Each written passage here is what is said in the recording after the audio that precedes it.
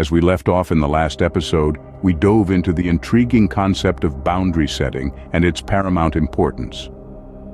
Let's pick up right where we left off.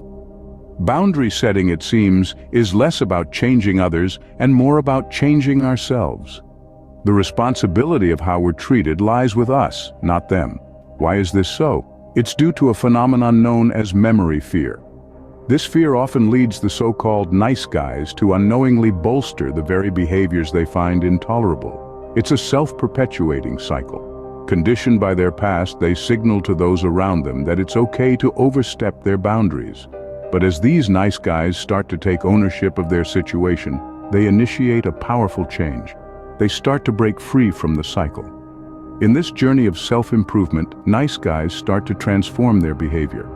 As they cease to reinforce what they can't tolerate, their surroundings start to shift as well. Let's delve into a real-life example to better understand this. Meet Jake, a young man who has experienced firsthand what it means to tolerate intolerable behavior. Jake, a young enlisted man, found himself in a pattern of tolerance that was slowly eating away at his relationship. His wife, Keisha, had an affair just before their marriage, and Jake, not wanting to lose her, forgave her and promised not to bring up her infidelity. This set the stage for a pattern of behavior where Keisha felt free to act as she pleased, while Jake suppressed his feelings and constantly monitored his words to avoid upsetting her. Their relationship took a sharp turn when one night at a bar, after having too much to drink, Keisha began to act belligerently and promiscuously. She insulted Jake and spent most of the evening dancing with other men. Jake held his tongue until he could no longer bear it and finally told Keisha it was time to go home. She dismissed him and continued her behavior.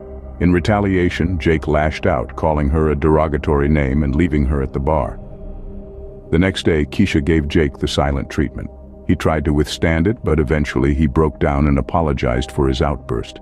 This only served to reinforce the pattern of tolerating intolerable behavior. Jake's struggle with setting boundaries led to a toxic cycle where his silence only reinforced Keisha's behavior. But, as we know, every story has a turning point. So did Jake's. Suddenly he found himself standing at the precipice of change, acknowledging his role in the deterioration of their relationship. It was time to establish boundaries. He told Keisha, "I won't tolerate your flirting with other men, or your belittling me in front of our friends, and you need to address your drinking problem."